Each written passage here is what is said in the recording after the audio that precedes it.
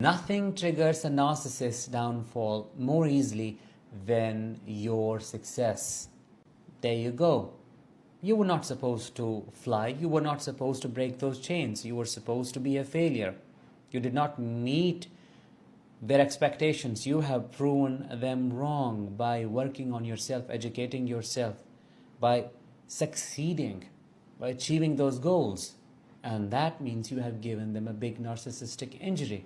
That is why that downfall, that narcissistic collapse, because of you. How do I know this? Well, that's what my father experienced when he saw me creating my own path.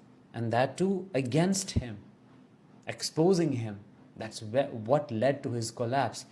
And that's what got me rid of him, because he stopped talking to me out of his jealousy and animosity.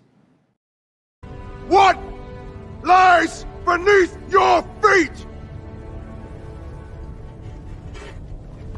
Sacred grounds, watered with tears of blood. Shall we begin? Shall we begin? Shall we begin?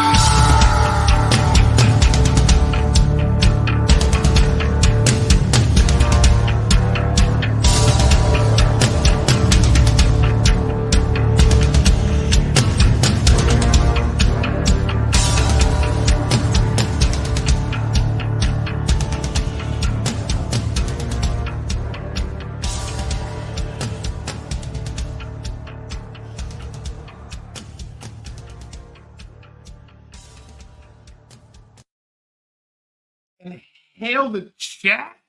How you guys doing tonight? Thank you so much for being here. Please remember to smash the like button, share out the link. How are all my survivors and thrivers from narcissistic abuse out there? Tonight, we're going to be showcasing someone who I first started watching when I was educating myself.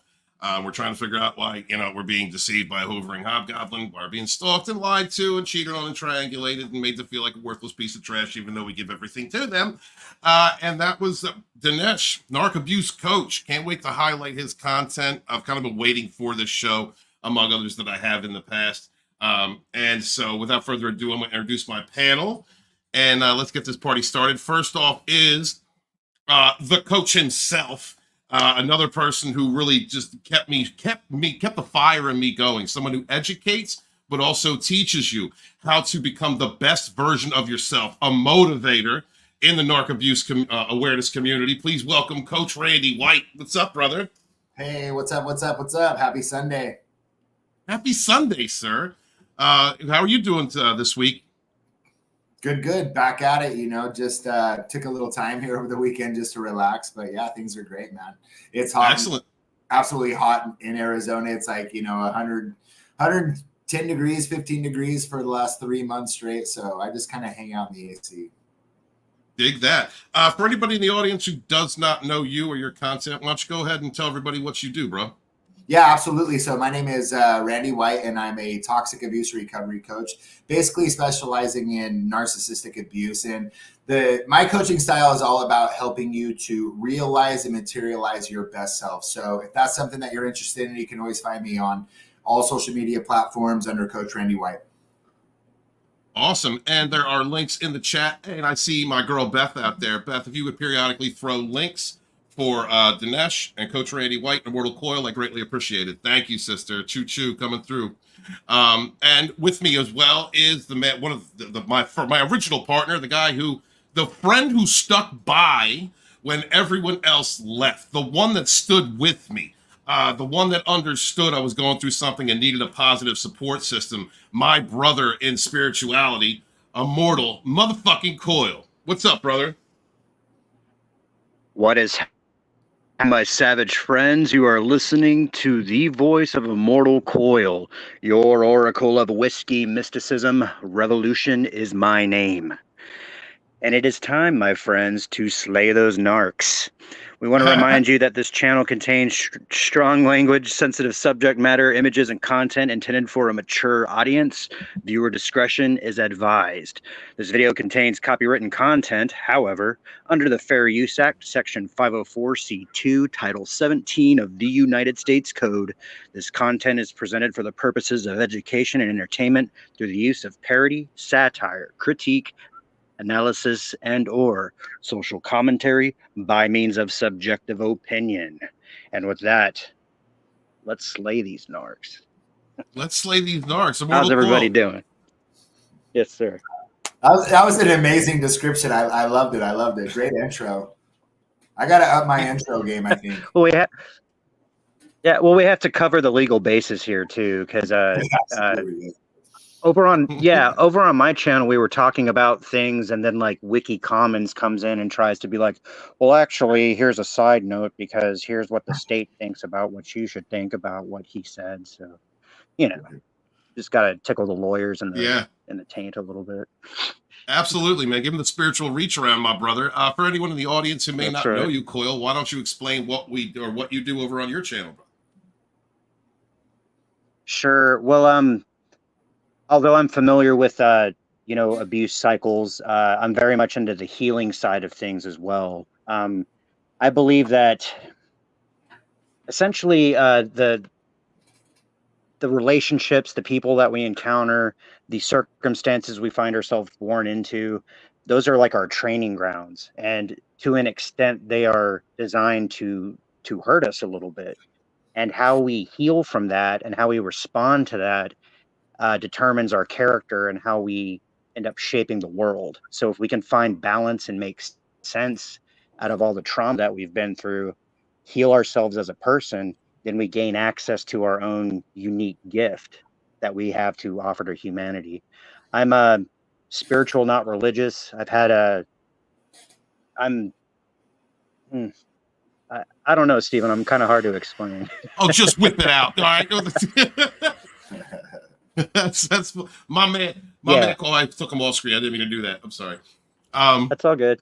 Yeah, brother. We do a show every Saturday, every Sunday morning for those in the Eastern time zone at 2 a.m., 11 p.m. Pacific. Savage Spirituality over on Immortal Corals channel. We talk about spiritual topics, metaphysics. We go into religion and philosophy. Please come over and enjoy us.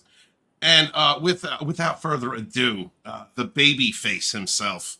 It's a man whose skin is so smooth and he looks so youthful. I sometimes question my sexuality. Not that I'm swinging that way, but I'm just saying. Please welcome my man, Scott Clark. What's up, dude? You haven't seen me in a while. Look at this. It's growing out. I can pinch it. I grew it. I see some blondie on that. It's great. Shit, look, hold on.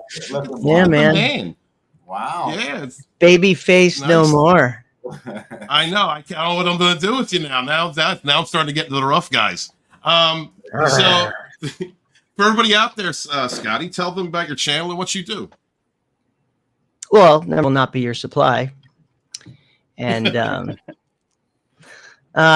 video maker, songwriter, and all around nice guy who finishes last. No more. And who also goes along with Randy's brand, quality, man. Quality people only. Absolutely. That, dude. Yeah. Take that. Appreciate you being here, Scotty. I love the new facial hair. I'm gonna have to grow a beard now to outdo you. I love your haircut. Your hair looks really good like that. Yeah. I appreciate that. That's a fellow survivor and thriver from the local area. Actually came over, did my son's hair for his birthday, and did mine. So I was very blessed by that. And thank you for mentioning that. That forward flow, it looks great. It does. Oh, yeah? And it's important. It's important to hear those things because I think I just told you what we were on. Was it last night we were on? I was on 2 nights ago or something. Where I was telling you that my narcissist ex, by the end, these women, they drive us insane. And one of the things that I just never got any satisfaction about is that, number one, like just self-care got more and more difficult in the relationship. And like, I would let my hair kind of go for a month or two. And I stopped caring about myself, and I was gaining weight and I was drinking a lot. And then finally, when I would go get a haircut, like I would get nothing back. Like, oh, you look nice. Oh, you got a haircut. And I mean, it would just like she's purposely not saying anything to the point where you have to go, are you going to say something? Because it's like you just want some validation and they just purposely don't give it to you. So I'm giving you validation. Your hair looks good, that length. I greatly appreciate that. And I'm not going to ask the question if you kept up on manscaping. I'm going to leave that alone. And I'm going to say thank you. But you're just over the top. You're always over the top. Real quick, I would like to. Do you know why? Do you know why it's so hard to take care of yourself? Why self-care becomes so difficult during narcissistic abuse? You know they've actually done a study on this, right? No, enlighten us here. So intermittent reinforcement. It comes down to intermittent reinforcement. When they did the rat test, basically, taking this one rat, they put a rat in a box, right? They poke a hole in it, they put a lever in it. At the very beginning, this would represent the love bombing and idolization, right? So every time the rat hits the lever, it gets a treat. Now, in the second part, this would be the devaluation. This would be like the breadcrumbs. Intermittently, when the rat would hit the lever, it essentially it didn't know when it was going to get the treat. It could be 1 time, 10 time, 50, 20. It just didn't know. It hit it, finally get a treat, hit it, finally get a treat. And the last part, this is like the discard. Now that rat, no kidding, would sit there and hit that lever 1,000 times, but it never gave it a treat. It just gave up on itself. This is because of the addiction. It's very similar to every other addiction out there. So you think of heroin addicts, most addicts lack self-care. And this is the reason why the intermittent reinforcement that the narc does with the push, pull, hot, cold, breadcrumbs, whatever you want to call it, it doesn't matter, comes down to intermittent reinforcement. Thank you, Randy. Wow. Yeah, that makes sense. And what boggles my mind is that they know? And where do they learn? Do they know that this is what I'm going to do to him today? He's going to want some validation about his haircut, and I'm purposely not going to give it to him. Like, do you think that they think through these processes, or is it just so? There's a form of abuse that kind of coincides with that. It's called dog whistling, right? And this is where the narcissist knows how to push your buttons. They know how to trigger your insecurities. And there's times that the narcissist will do this in front of other people, right? And the other people won't understand what's going on. And it could be like you not having a haircut for a year. You finally get a haircut. You look really good, but the narcissist doesn't give you a compliment on your haircut. Instead, you're out at a barbecue. There's somebody else there, another male, and they go, oh, hey, nice haircut. That's called a dog whistle. It triggers you to understand, oh, my God, like, why didn't you give me that validation? Very, very sneaky. So, yes, they're very aware of the different manipulation tactics. Think about pickup artists used to use that form, push pull, in order to get, people addicted to them. It's the same thing, guys. Right. It's the same thing. It's been around forever. Wow. It's amazing stuff. Thank you so much. Before we move forward, though, mentioning I did promise to do this. This is Almi Cuts.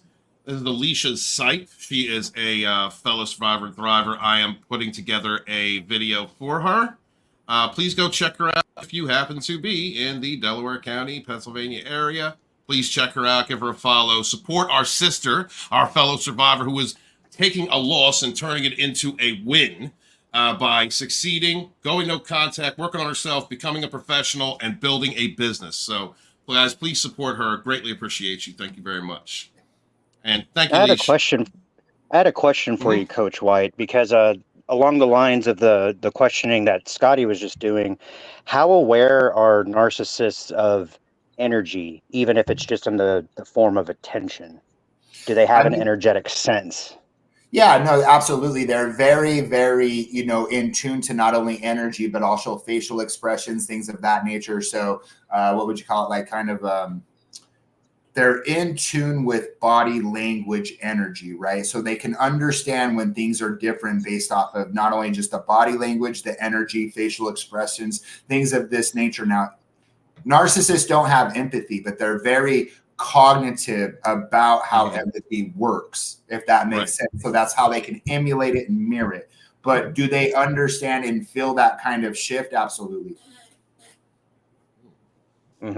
So in the instance where so Scotty's narc was probably very much aware that he was attempting to care for himself, but since that didn't jive with her programming, she chose to leave him like in a deflated or empty or needing state.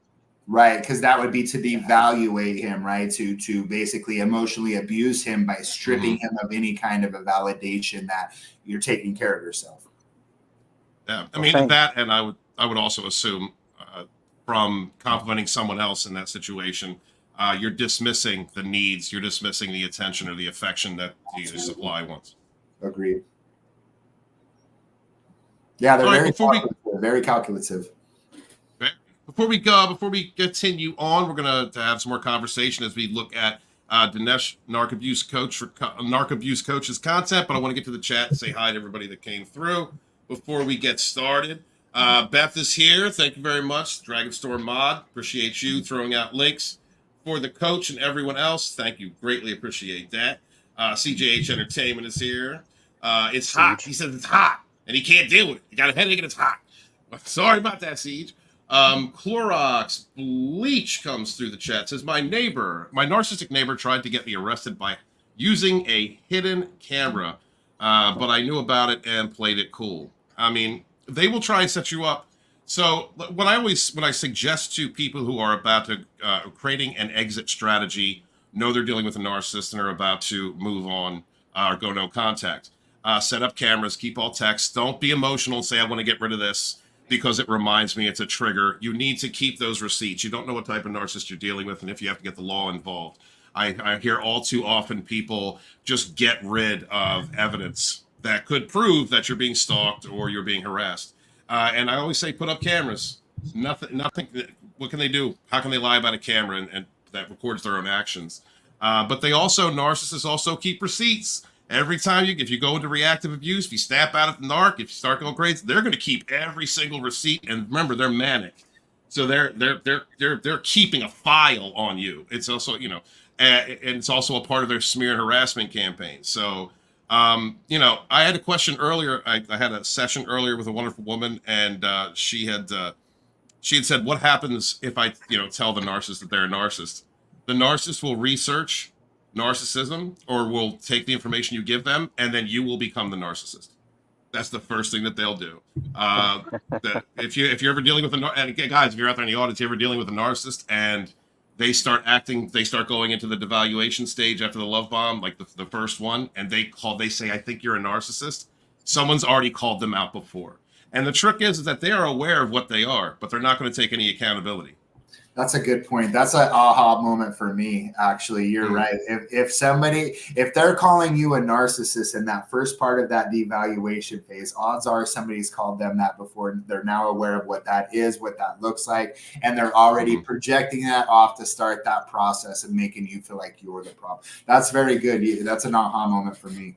Thank you. Yeah, it's welcome, brother. It's also, like I said, a narcissist who's aware of what NPD is will also understand what their traumatizations do, the reactions from you, and then use those as proof to sustain their projection that you are indeed the narcissist. So, it's a difficult road, guys, and that's why there's narc abuse coaches out here. That's why there's content. That's why there's all these wonderful people in the chat who have been through it, supporting each other. And thank you guys so much for doing that, because if you haven't been through it, you can't understand it. It is a level of toxicity, stalking, mania, projection, lying, just going after your reputation, going after your name, trying to just literally destroy you. Should you not stay put and put up with their abuse? Like that, it's all about control with these narcs. So thank you, Clorox, for coming through. Greatly appreciate you. Let's see. Deborah's in the chat. Dragonstorm Secretary, thank you so much for being here. We got a lot of the harem showing up today. What's up, Ruth? How you doing, sister? Keep away from that narc. Don't let the narc in. We've talked about this. Don't do it. Just leave him on whatever street he's on. I love you, sweetheart. Shellback TJC is in the house. Thank you, Hail the Phantom Menace. Good to see you, brother. Thank you so much for being here. Our wonderful good friend Robbie is in the chat. What's up, Robbie? I've seen you in a minute. What's up, sweetheart? Thank you so much. Thank you to all our international audience. DJ Odyssey in the chat. There be Rogues here. Good to see you, brother. He's on author Stephen Walton Rogue team. You'll be seeing us next week as we continue to bitch about Disney and entertainments. And whatever else comes around, we're going to talk about Deadpool 3 next week. I think it's been long enough. We'll be able to talk about it without some spoilers. So that's going to be fun. Art is in the chat. What's up, Art? Thank you so much for being here. Greatly appreciate you. Oh, damn, we got some author Stephen Walton people in the house. What's going on? Ravenclaw, good to see you. Tyler Mango, the fourth wave mascot, oldest subscriber and supporter. Good to see you, man. Thank you so much for being here. Let's see, anybody else that I haven't got? Dump doesn't belong here. What's up? Good to see you. Oh, all the Dragonstorm community's coming out today. Look at Josh out here in the chat. And what is going on, brother? Thank you so much for being here. Lady Virgo in the chat. All the harem showing up. What's up, sister? Thank you so much for being here. There she is. Hey, y'all, just finished filing for a long divorce from this entity-filled coward. Good for you. Congratulations. There you go. Congratulations, Lady Virgo. You are on the path to leading a much better life without a hobgoblin and constantly creeping up and like a porn theater cock goblin popping out from under these for the seat of life. You don't need that. You don't need that. You don't need that exposure. You don't need to be triangulated with things that may work at truck stops. You don't need that, honey. You're good. Love you. 14 plus months for the divorce, no kids. Well, honey, you're a survivor. You're a tank. The strength and the resilience you are going to find after you have healed completely from your experience is going to teach you that you are the strongest. You are stronger than you have ever realized, and life is going to get nothing but better for you. Congratulations, you are one of my heroes, sweetheart. Thank you so much for being here. Temple Manning is here. Divorce is final from the demon, but now I'm dealing with financial aftermath and a long, drawn-out battle. The separation abuse is rough. It is. I mean, would one of my fine gentlemen here talk about that separation abuse? Oh yeah, I mean, at the end of the day, post-separation abuse is absolutely the worst. I mean, if you know any kind of tie that you have with these people, they're going to use it to continue to poison you, to cut you down, to belittle you, to minimize you, all just to keep you, you know, boxed up so they can keep you on the shelf. They don't want you to go out, be successful, get over them. So post-separation abuse is a real thing. Watch out. Do everything you can, you know, to limit everything. If let me see, with financial aftermath, long drawn out. Yeah, especially finances. That horrible. Soon as it's all wrapped up, no contact ever again. But watch the post-separation abuse. It does get more intense, more frequent. So pay attention to that. And I mean, if there's children involved, make sure to gray rock. Perfect the technique of gray rocking. It's all you can really do. Make yourself unpalatable to the narcissist by not giving them any fuel. Best of luck to you, and congratulations. And Kanita's in the chat. What's up, sweetie? This is the second live stream I've caught. I have been following you since you got out, and you have come a long way. Thank you for all you do. Thank you, sweetheart. That means a lot to me. Appreciate you. Thank you so much for supporting me from the beginning, from my heart, bottom of my heart, because I wouldn't have gotten as far as I have without y'all, without us standing with each other, for each other, communicating. And thank you. You have probably seen every phase of my ups and downs, and it means a lot to me, Kanita. I greatly love you, sweetheart. Thank you so much. Let's take a look if we should. Oh, we should, because we're covering him. This is Dinesh. He is a narcissistic abuse recovery coach. This is his TikTok. Here we go. This is his TikTok, guys. Make sure to follow this man. Honest to God, like, I mean, God, I think some of the earliest I ever found was him, Coach Randy. We've told me. And like, these gentlemen really kept me going, kept my head above water, made me continue on, understand it wasn't about me. They were there to keep me motivated. And, you know, like, I'm blessed to have Coach Randy White here with me because he's one of those people. But we're going to cover Dinesh tonight and cover a few topics. Content from his channel. And if my mom, please intermittently put out links to his link tree, his TikTok, his Instagram, whatever I have in the description. I greatly appreciate it. So I would like to start off. Where was it? There was one. Here we go. I would like to start off with this one because it's a kind of a spiritual discussion, and all the gentlemen here are all spiritualists. So let's take a look at this. No matter how you try to explain yourself to a narcissist, they are not going to understand you. Why? Well, you're talking to a demonic spirit. Let me put it as it is. You're talking to an evil spirit that has no interest in helping you. Whether you want to understand that literally or figuratively, I leave that on you. But the matter of fact is, you are talking to the spirit of Leviathan. You're talking to Jezebel. You're talking to chaos. You're talking to Satan himself. I know that sounds like an exaggeration, but it's their actions. Look at the characteristics of all these spirits that I have just named, and then match them with the characteristics of a narcissist. Quite surprisingly, you will find a striking similarity. Just stop it. They are going to cause you harm and nothing else. No. And so I'd had a discussion on Coil's channel last night about soul, you know, who has a soul, or who has spirit. And then a woman came through my one of my comments on Instagram and said, stop saying that they're soulless, that everybody can be healed. And I understand that position, but narcissists, in my opinion, they do have a soul. We all have a soul, but they have cut themselves off from source to the extent that they have isolated themselves. They resonate on a lower vibration. They resonate in a more demonic aspect, dark karma. And that effectively cuts them off from everyone else. It isolates them. And the way that they act really does show everything from the black-eyed narcissistic rage to the selfishness, to not taking any accountability, to the point where they will smear your name. They will use any type of power, financial, legal, social, in order to abuse you, to make you capitulate to their control where they can further abuse you. And in that aspect, I agree with what he's saying. I dealt with the spirit of Jezebel. You know, I saw that. And for me, it's narcissistic abuse recovery. This whole conversation is a spiritual battle for me. Coach Randy, what do you think? No, I absolutely agree. It's definitely, it's a spiritual warfare. You have Christ consciousness and you have Satan consciousness. At the end of the day, Satan came to lie, cheat, steal, and destroy. This is what narcissists do.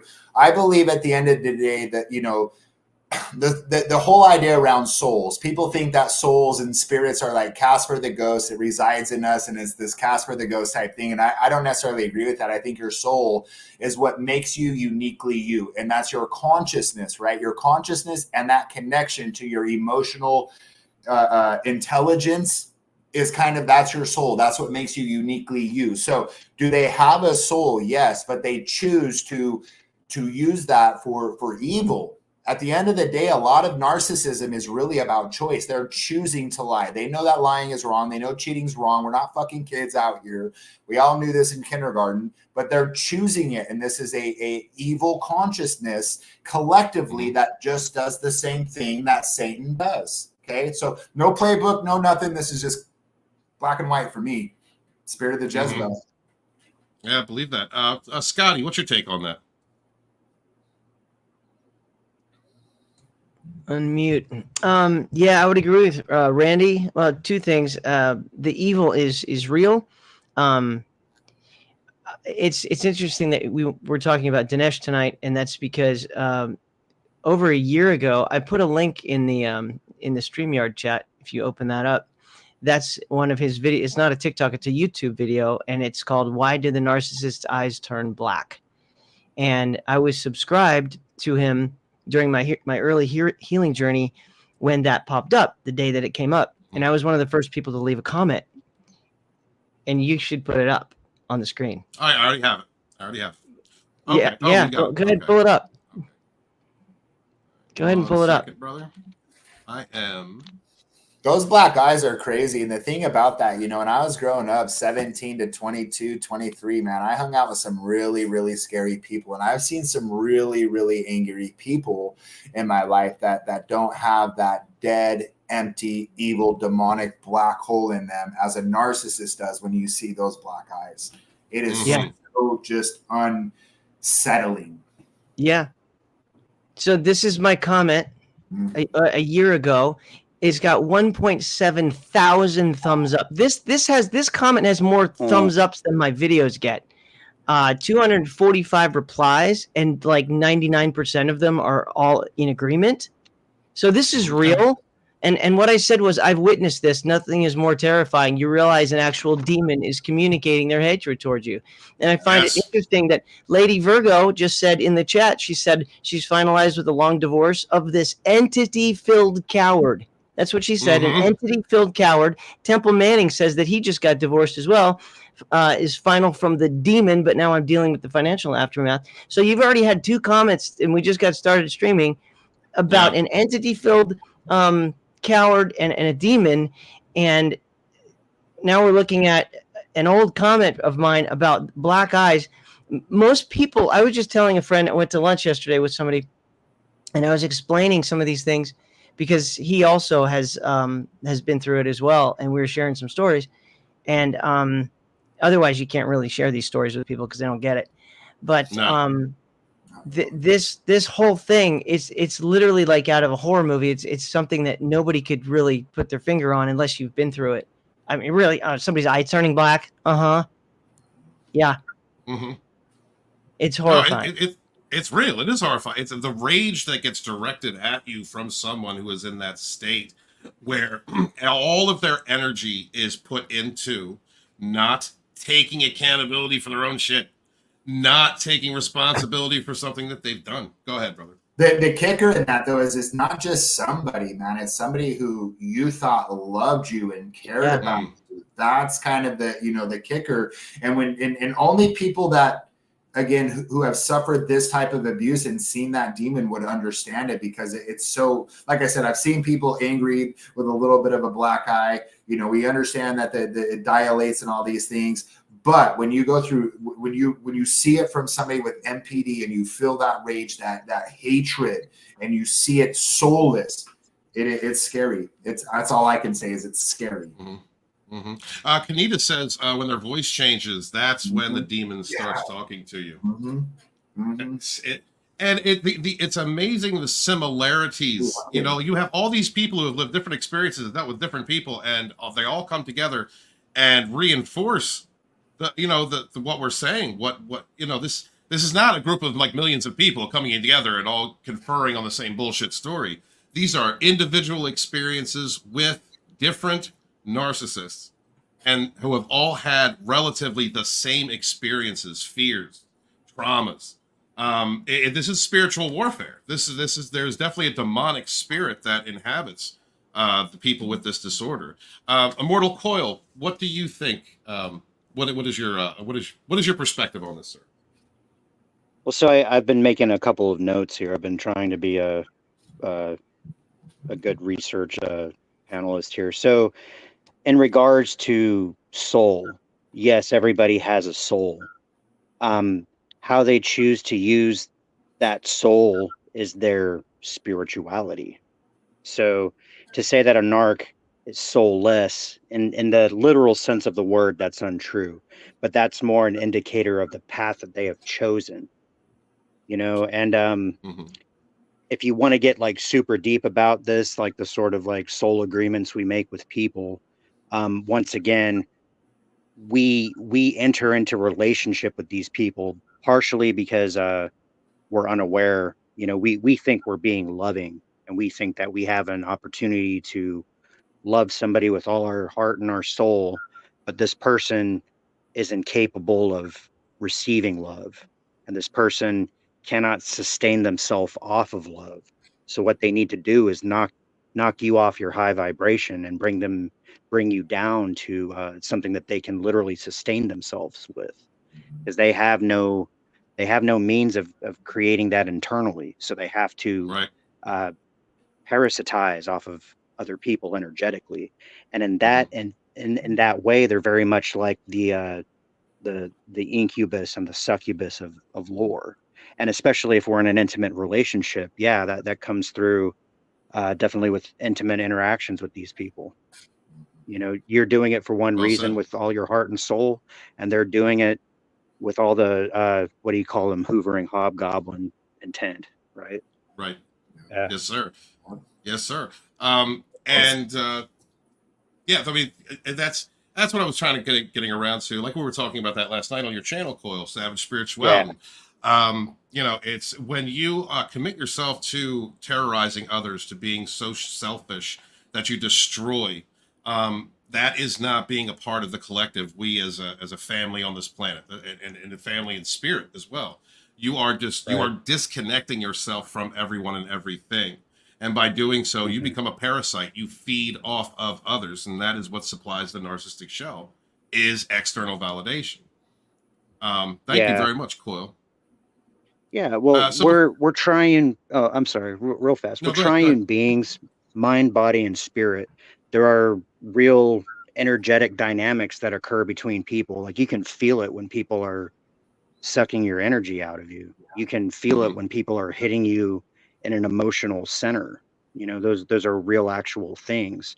So we're in a day and age now where we're beginning to be able to measure those sort of interactions and give names to them. Like new sciences are being devised. So this whole like narcissistic psychology, that's all going to be a part of it. You know, we're really on the ground floor of something really important. So thank you, sir. And it is important when it comes to healing and it comes to understanding. And you know, coach like Randy's been coaching. You know, I just started, but he's been doing it for a long time now. And you know, like how many times do you see anyone working in the mental health professional industry come through that have been through a narcissistic abuse? All the time. I mean, at this point, I'm coaching 6 different psychologists. Well, 3 psychologists, 3 therapists, right? And a lot of the times, I mean, it's one of those things you just don't know until you know, right? Like until you've gone through it and you're actually able to put the definitions, the patterns, the cycles into that knowledge and watch it play out and understand how it really is a slow poison over time. You just don't get it. So, you know, when these people, they contact me and they want, you know, some guidance or whatever, they'll never tell me, you know, what their profession is until the very end. They want to make sure that it's almost like they're vetting me at first, right? And then as we go through it, you know, they finally start to have these aha moments, and then they'll finally tell me. But look, at the end of the day, you can be the most, Richard Gannon just did a video about this just not too long ago. You can be the most brilliant mind. You can have the most ironclad emotional intelligence. But if you have a tie with a narcissist, within 3 months, your brain can be twisted and melted to a point where it's irreversible if the damage is already done.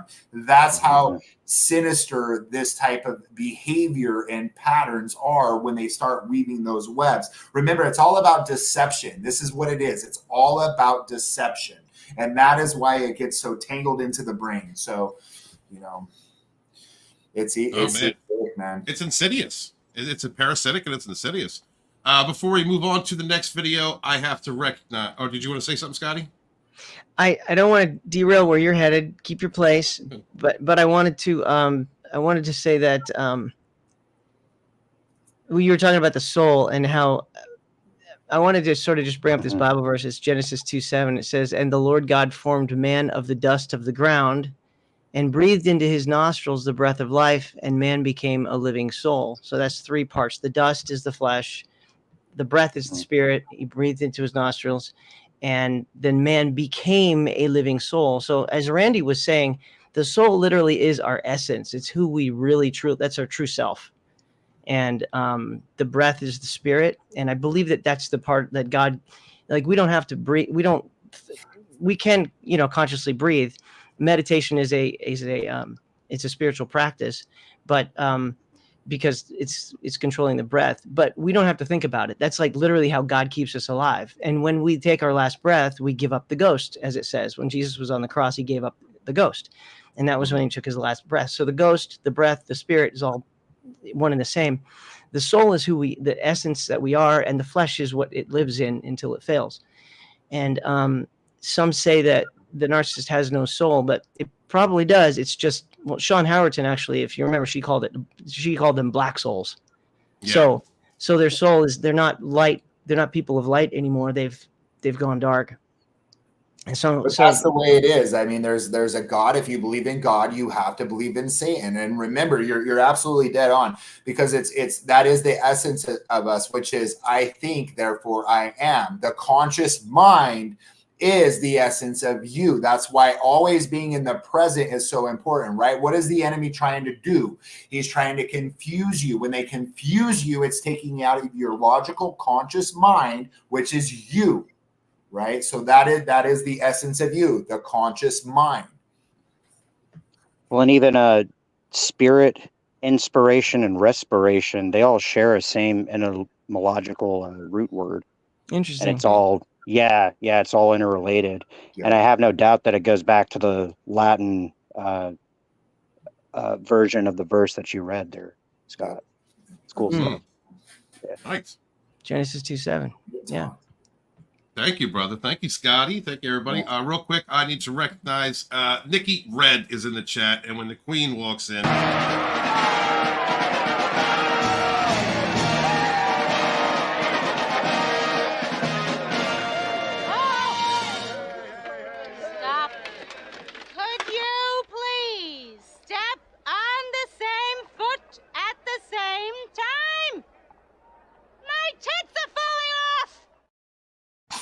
Thank you for being here, Nikki. Much love to you, sweetheart.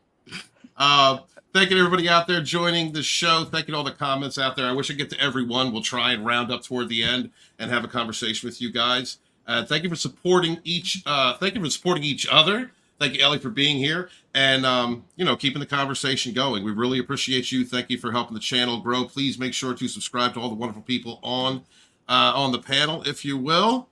And thank you, Pamela. Good to see you. And let's go ahead and move forward with the next topic of discussion. 3 weird behaviors of a narcissist. 3 strange ways a narcissist forces other people to give them attention they do not deserve. Number one, they will give you silent treatment or treat you like a wall, which is called stonewalling. My mother would do it all the time with me. I make a mistake and there she goes, not talking to me, not looking at me, nothing at all. It would feel like drowning. Extreme sensitivity to her silence because I was a kid. Come on. I don't deserve that. No.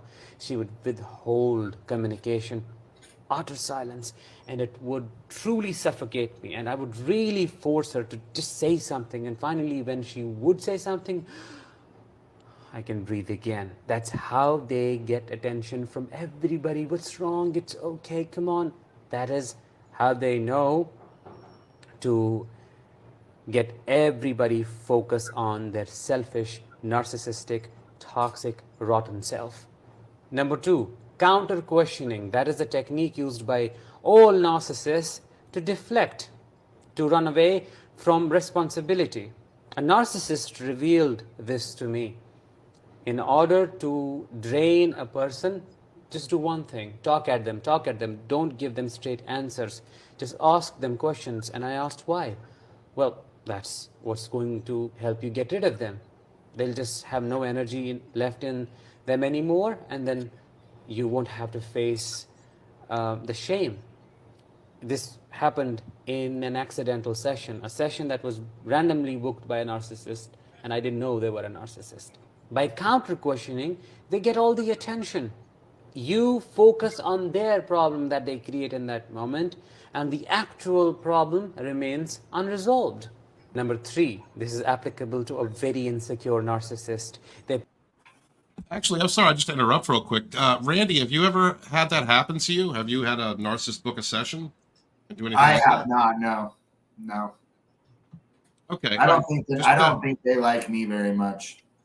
Nah, I wouldn't believe so. You're a narc slayer, bro. They don't like you. Still sticking out. All right. They're bigger than life, use profane language, swear a lot, act like they're full of life, they're so extroverted. Why? Well, to suppress their shame. When they act so loud, go everywhere acting like, oh, they need all the attention, everybody has to attend to their needs or else there will be consequences. They get attention, positive or negative, they thrive on it. Three. Ooh, all right, that's pretty good. Excuse me, I'm all over the place. Take the camera on, Steven. Take that down. I'm listening to Scott's lessons from when we first started. Take it down. Scotty, do you have any? What was your takeaway from that video? Do you have any insights or any comments on it? My mind was going all over the place when he was talking there, just because it also has a lot to do with, I've had a YouTube channel for 16 years, and I've dealt with a lot of narcissists, and I realized a lot of the keyboard warriors out there, the haters, I didn't realize any of this until, these experiences that I've recently gone through, is that a lot of the things that he was saying, just their tactics, how tactical they are, how they get attention. I've had people literally, okay, let's say, so I have a channel, I talk about some like really deep Bible concepts and things, and someone will just start commenting like a line of questioning where they're almost giving me what I need to feel like it's almost like saying, good job, thank you for the video, blah, blah, blah. But what about this? But what about this? But what about, and then I end up and I realize that I've just spent like an hour going back and forth with this guy, and then it turns toxic at the end. And all they wanted was my attention. Like I thought as a teacher, I want to bring people some enlightenment about maybe a certain subject, maybe something, there's a lot of confusianity out there, right? And I call it Christianity that's confusing. I call it confusianity. I like that. There's a lot of people that are just like this subject, whatever it is, people look at it incorrectly, but it can be figured out. You can figure it out. And so I'm trying to bring somebody into enlightenment, and they just won't grab it. It's like an oiled pig. It's like, I'm trying to, I'll hand the truth to you. It's right here. Just take it. And they're like literally dropping it down. They're like, but what about this? But what about this? And it's like, you just want attention.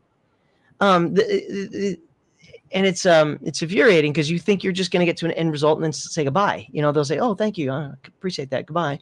And that's all you want. And you realize you spent an hour with somebody, and it's like, they just wanted attention. So there's that whole dynamic. And I guess, that can also happen in real life. I watched a clip of Kamala Harris today where she literally was just full-blown word salad nonsense. And it's just mind-boggling. Just like, I have no idea what I just listened to for the last 20 seconds. She's just like, you're not part of the lingo. That's political not your narcissism crowd. Narcissism could be a show topic on itself, man. Absolutely. Well, and then of course the final one is the stonewalling, where it's like they're doing the exact opposite, and of course that gives you attention because you want that resolved. Why are you stonewalling me? Why are you ignoring me? And of course that gives them attention too. So they use all these little, and like none of us before we went through this stuff would ever think of these things. No, not at all. Well, I dealt with it before, but due to the nature of my first channel, where we were coming after Hollywood, and we get the political realm. So I've used to dealing with trolls who are like, they don't care about what they're saying. They don't care about what their political beliefs are. They just want to cause somebody pain. They're just being toxic. What is that like for you? Being as successful YouTuber as you are in the religious realm, in the Christian realm, like what is that? How does that manifest itself? Do you find that there are people who hide behind scripture or use the Bible to validate their narcissism or their toxicity? Yeah. I was listening to one pastor who actually has gone through narcissistic abuse. There's some good pastors out there, but a lot of them are actually, they're in the business for control. They just want to control a narrative. They want to be the king of their little world. And I was listening to one pastor online who I guess found out some kind of a statistic that at the time they said that in the general populace, people with NPD, at least 5 traits out of the 9 is about 3 to 5% of the population. But in the vocation of a pastor, like a self-appointed pastor, he's like, I'm going to go, start a church and, rent a building and do. They presume it's like 30% of people with the vocation of being a Christian pastor are narcissists. Wow. And dangerous. They ruin people's lives and ruin people's families. And on all is they control. They use the Bible. They use Old Testament law, written on 2 tablets of stone, and which was literally to this one nation. It's not to you. It's not to me. It's not to the Japanese or the Eskimos or the Pygmies or the Bushmen of the Kalahari. It's not. It's literally to one nation. That's it. And they'll take it and they will apply it to your life and create all these rules. And it's this dominating. They're narcissists. There's a lot of narcissists in Christianity. A lot of them. Just a lot. I go on and on, but I'll stop and just let the conversation. No, that's okay. Lifelong Wiccan, we got them too. Trust me, we got them out there. Just using. And the way that it manifests in my religion is because they're goddess-headed. So a lot of them are rebuking the patriarchal or the male god-led religions, the monotheistic religions, and they switch into hypergamy. And then it becomes, like the women are the best and women can't do anything wrong. And it becomes like a very high-level toxic feministic kind of culture where they go from, again, looking for a spiritual equality and then going into another extreme. And it becomes toxic in many circles. It happens in all belief systems. Randy, what did you think of Dinesh's video as far as? I'll touch on a few things. I think the video, obviously really, really great. Kind of what I pick up on is, narcissists don't care. They want emotions, right? They want supply, and supply is emotional regulation to make them feel a certain way. However, they're wanting to feel whether it's good or bad. They're getting supply off you. And a lot of them, being so evil are going to get even more supply and that feeling of superiority by abusing you, by knowing that they're destroying you. So regardless, good or bad, they're getting supply and they're converting that to make them feel a certain way, whether it's going to be loved or it's going to be superior in the way that they're abusing you. The other thing, this 1 to 5 or 3 to 5% of the population is narcissism is bullshit. It's actually way, way higher. Narcissists don't go get help. And right now you have the leading expert in narcissistic personality disorder, Dr. Ramani, saying it's 1 out of 6, right? So if we actually look around and we look at the amount of people that actually have normalized lying, cheating, not taking accountability, it's through the roof. Look at your friends, your family, work, whatever the case is. It's way bigger than we could ever imagine. But go back to the Bible. What does the Bible say about the rapture and the people that, unfortunately are of the evil, deeds and whatnot? It's no surprise. There's a lot of fucking evilness out there. And narcissism is bigger than we can even imagine because they don't take accountability. It's all a mask, right? You have these people out there parading around as sheep or wolves in sheep's clothing, so to speak. And this is real. So it's bigger than 1 to 3 or 3 to 5% by far. And I'm so happy that Dr. Romney's out there. Yeah, I'm so glad that a leading voice like Dr. Romney's out there and just saying that, because it is the truth. One of the first deflections that I got when I began doing this content from people that I knew was, they say narcissism is only like 3% of the population. There's no chance you ran into a narcissist. So you don't understand. You haven't been through it. They're out there. 2 came at me at once. I'm telling you, it's more of an epidemic in today's society, in the rising pathocracy of the cluster B society that we are living in right now. It is. And technology amplified it. Let's be very clear. Technology has amplified it to the roof, because you're looking at younger generations coming up with not understanding delayed gratification. They want constant attention off the internet. They want constant validation. You got people posting, women especially, if you look at female covert narcissism, is all about my body. Look at my body. Let me use my sexuality as a way to trap you. Now you've got women, and this is all they do on social media, right? So Gen X, not so much. Millennials, a little bit more. The ones under them, a little bit more. You're seeing narcissism, especially in the West, just go through the roof, man.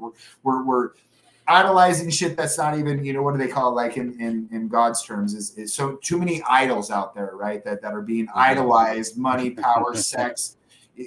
Scary times. Again, that's all I know. It is scary times. Pay attention. Absolutely. Protect yourself, become aware, educate yourself if you don't know, just a little bit, just to understand that these types of people do exist. And real quick, James Baker, Narc Hammer from TikTok is in the chat. He joined us several weeks ago. He's going to be coming back at some point. Good to see you, Narc Hammer. Thank you for joining, man. Thank you for being in the chat, dude. Let's see. Let's continue on. Next video is how a narcissist traps you through reverse projection. All right, let me hook it up. Hold on, my screen shares button's not working. Technical difficulties. There we go. What's it called? Reverse what? A narcissist. Reverse projection. Okay.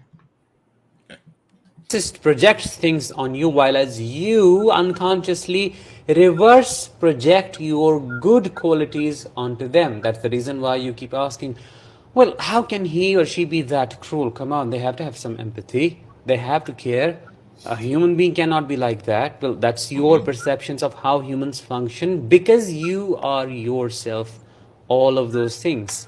You reflect, you take responsibility, you step back, and you put in efforts to change things. You give. You're not the taker. You're not the one who just keeps draining the soul out of the other person. This is who you are. And unfortunately, you project those good qualities on them. That's why you assume they have a power to change. No, you have to realize, just accept it as it is. There is no reasoning. They do not have the capacity to change, and they're rotten to their core. A narcissist projects things on Immortal Coil, we had talked a little bit oftentimes about a person's perception of the world and how we kind of create the world in our mind, how the ego affects how we see other people. So, in this respect, you want to see the best in somebody. You want to see the best in them, in a person who's treating you horribly. Can you touch on that for a little bit?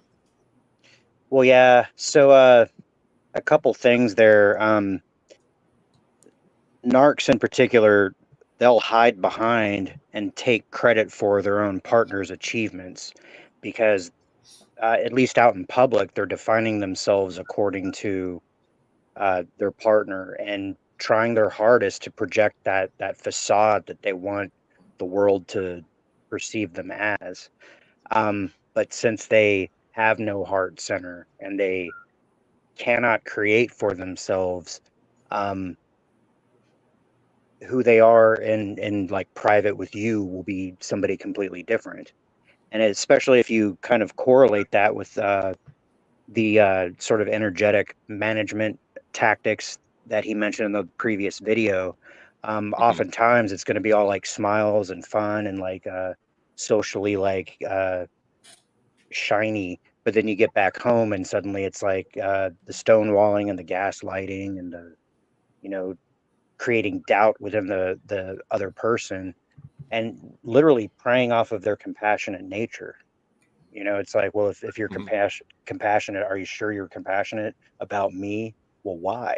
You know, what about last week when you did this? You know, that kind of shit. When really, you know, the person who's with the narcissist is the one that's more angelic and more, you know. But again, yeah, they'll be held out as a social shield so that they will be imperceptible as the actual character, because the biggest fear they have, if they have a fear, is being discovered and publicly, you know, came after, because that's what they try to do. They try to galvanize what do you call them, the flying monkeys. That's what they attempt to do. And if suddenly they are in the hot seat, it's hell for them. So Randy, when you're talking to the people that you're coaching, like how do you approach that topic of you are seeing in them what you want, what you need to see, like as far as empathy or caring or the best parts of them? It's essentially just the mirroring, right? It's all just about mirroring. It's projecting, just like Danish said. He nailed it. I mean, at the end of the day, we show up to these relationships thinking everybody's like us, right? That everybody's empathetic and everybody cares and that nobody really lies like that. We don't even fully understand it until it's too late. But on the other side, narcissists do the same thing. They show up thinking that everybody's like them and everybody's out just for themselves and nobody really cares and people are just lying. So it's really about just understanding that, you know, it's just all the game. It's all about the mirroring. It's you're projecting your best self onto them. And this is keeping you into the cognitive function of actually justifying that, no, they're good. There's some good parts in them. And then we're just grabbing that. So it's all mirroring. I mean, Scotty, any thoughts on that? So reverse projection, this is actually kind of it's a very simple phrase, but it's kind of one that I haven't really seen a lot of TikToks or Instagrams on. To me, it sounds like that's just mirroring, because projection is when they take their bad traits, set them on you, blaming. Reverse would be that they're taking your good qualities and putting them on themselves. I guess it's not exactly mirroring, because mirroring is just when they act like they are you. But reverse projection would be more like they are covering up their bad traits by putting your traits on them and claiming to have them be their own. Randy, am I on to that? Or it's okay. So what it is so you see the world from a certain perspective due to your ego and your experience. When you're with a narcissist and you're trying to make sense of what they are doing, you know, we tend to, at least from my experience, justified it with, I know they've got a heart. I've seen them say this and act like this in this moment, their love bomb phase. So there's got to be a heart in there. They're probably just broken. This person's just hurt, you know. I can't believe that anybody could be this much of a liar, because I'm not a liar. Reverse projection is when, like, literally when we're innocent and we have not gone through our first narcissist and we're figuring it out that this person is something we've never encountered before. We look at ourselves relative to other people in the same way that we judge morals or ethics. You know, people don't have the same morals and ethics. But when it comes to a narcissist, you're looking at them and saying, I know there's going to be a heart in there. And I know that I know that it's kind of like where I got stuck in this mode of this dumb mode of, if I hurt myself enough by sticking around and dealing with this abuse, then eventually she's going to see that, and it's going to trigger a Melu within her heart. You know, it's going to open up a box that exists. You know, it's going to create empathy, and there is no empathy. The Offspring wrote a song about that, Stephen. You remember that? Yes. Yeah. Yeah. Oh, yeah. Oh, I'm trying to think of the name of it. Yeah, so like Mortal Collie brings up the best point, though, I think, as it pertains to when you look at narcissists, like they target people they want something from. And a lot of times they are going to mimic, like they're chameleons, right? They're going to take on your characteristics, your behaviors, your interests in this mirroring thing where they're trying to hook you in. Now, when they take those on, and I found this to be absolutely true, they go out there and they display those to the public as their own, right? And this is how they're trying to show people that they evolve. Now, when they go from person to person to person, look, the narcissist that you dealt with will never be on earth again because they are not a core person. Every single time they pick up traits, attributes, they learn how to manipulate a little bit more from each and every relationship. They evolve. Once they're a new mask, that old mask will never come back, right? They've taken all of these attributes, these behaviors, these beliefs, these mindsets, and they've developed their own style in that for the new supply. It's sickening. That's exactly what happened to me. 100%. Real quick, I want to go into the chat. Sports Lover, thank you for joining the chat. Appreciate you. He says, I was literally on death's door for 2 years. Such was the pain inflicted on me. 2 years off laying in bed after work just to survive the emotional pain. Cruelty, evil, demonic people. Yes, sir. I went through the same thing. It was difficult to get out of bed. Sometimes I spent entire days. I didn't want to work. I didn't want to work on projects. I didn't want to live. And that's part of the cycle. And it's the cruelty in it is while they're ghosting you and stonewalling you, and they're off grooming another supply or smear campaigning you if you've been in it long enough. They're getting total enjoyment from you in that condition.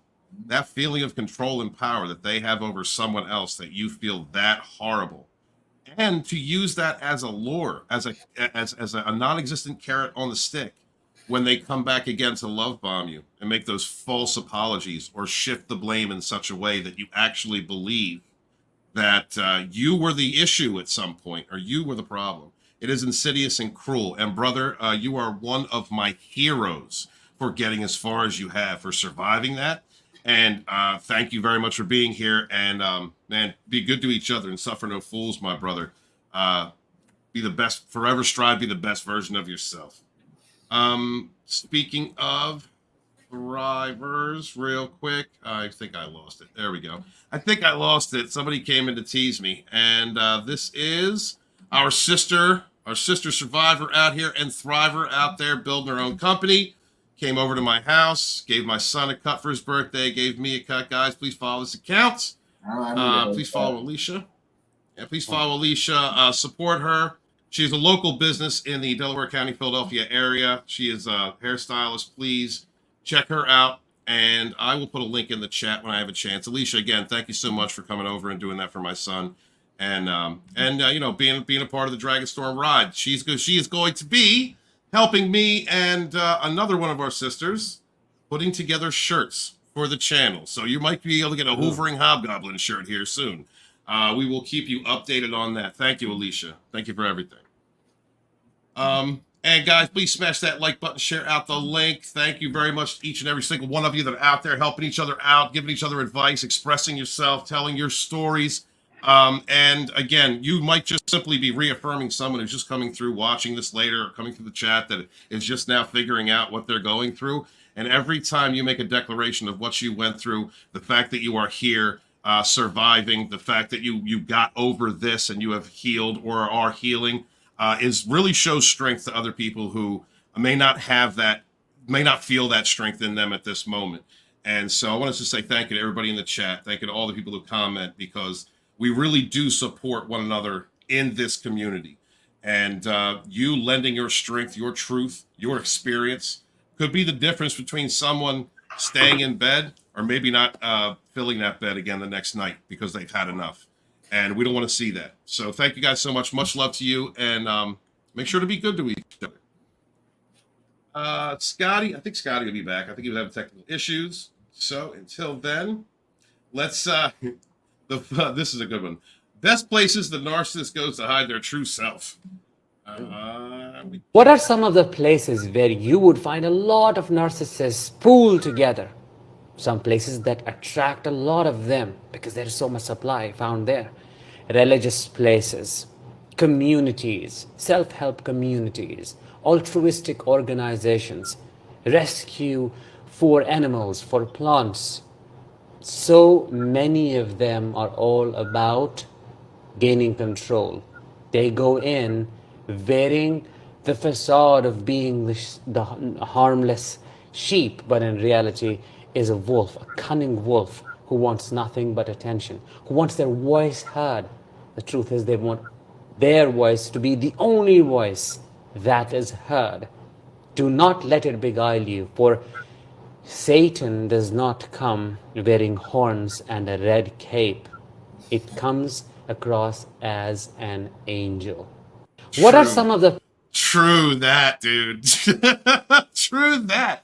The virtue, like the virtuous narcissist, right? You know, the one who gets involved in charities or in organizations that are meant to help others, but actually use that as a platform to collect stooges, flying monkeys, to direct their outreach, and use it as leverage in order to abuse people, in order to condition them, in order to keep them in a cycle of control. We see this. I wish Scotty was here because we see this in religious institutions. We also see this in politics, and we see this in social groups. Coach, take it away. Yeah, I think, anywhere where they have that kind of, perceived power over people, influence over people, things of that nature. TikTok, there was a comment. TikTok's a great place. Self-aware narcissists get up there and they convince people that they're trying to help people, but they're creating is a colony of supply. That's all they're doing. Yes. All of these people feel like, like they're part of this community of this narc, and they're just really doing nothing but kind of idolizing the narcissist at this point. So, I mean, it's all over the place. It's bigger than I even understand. I mean, okay, you know what? I want to touch on that just for a second because I actually try and stay away from that. There's only one narc that I listen to. I do too. All right, Sam Vaknin's the only narc that I follow, and he knows I'm a narc, and I know he's a narc, and I know how to play with that narc. You sexy bastard! I know how to deal with him. But I'm not gonna drop any names. But you're right, and there are all too often times I see that. I don't think. Coyle, I want to ask you to tell the story, but don't say who you were talking to. Okay? So I see some of these self-aware narcs, and they're doing this for supply, absolutely, but they're also playing off of something that I think is pretty insidious. So you have these women or men, but it's mostly women, I believe. You have these women who go through these narc abuse relationships, so they're caught up in a trauma bond. There are some women who don't escape it. There's some women who accept the perpetual side bitch role forever. And so they reach out to some of these self-aware narcs, watch their content, because first off, they want to have false hope that their narcissist is eventually going to choose them. To be aware, exactly. Yes. Yeah. And I think that the narcissist also understands, I think it's part of them getting supply, is that understanding that they are taking supply from another narcissist and while talking to their girl or talking to their one of their supplies. And I hearken that back to Tudor, with the things that I learned from Tudor when he was talking about how to challenge a narcissist. I can't remember the name of the book, but he's also a self-aware narcissist who said in his book, I am getting negative supply right now by telling you how to destroy other narcs. That was it, by teaching you on how to fight them. Like he was getting off on that. And I think that to a degree, that's also happening with these self-aware narcs.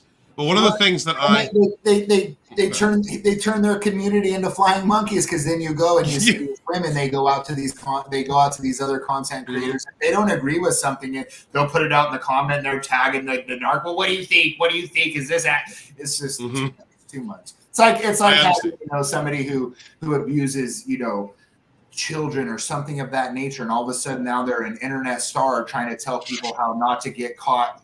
It's just too much. I don't get it. How are we idolizing narcissists by them telling you what they're doing to hurt people, and now we're idolizing that as we're trying to recover? And what we're doing, and there's another content creator, we need to get him on. But one of the things that he said in a video was very smart. It was basically like, the victim of narcissistic abuse is losing their experience around this. You know, in those self-aware narc communities, the victim is losing their own experience. They're being gaslit to think that the only experience is the way the self-aware narcissist is telling it, and that this is gold. So this is taking the victim's authentic experience, minimizing it by making it fit what the self-aware narc is saying, and I think it's horrible. Well, it's interesting. Go ahead. No, Well, I was go. I'm sorry. Shall we dance, my friend?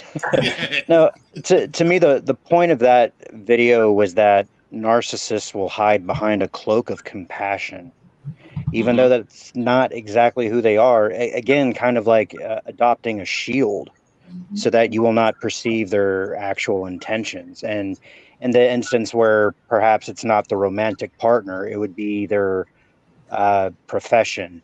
You know, oh, look at me, I'm the high pious, I contribute to charity, I'm a philanthropist, I save the whales, all that kind of stuff. But they're not doing it for the whales, they're doing it to say that I save the whales. And there's a very big difference between the intent behind both of those, because once again, they're trying to frame the supply of energy, trying to bring it into themselves. So it's not like, oh, the whales are majestic beings that need to be saved. It's like, look at me going out of my way, martyring myself because of whales, you know.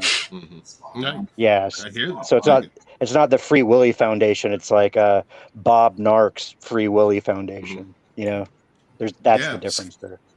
But Scotty, what do you think of narcissists who use virtuous platforms, belief systems, charities, something like this, to promote, as a means of control, as a means to control an audience or smear campaign?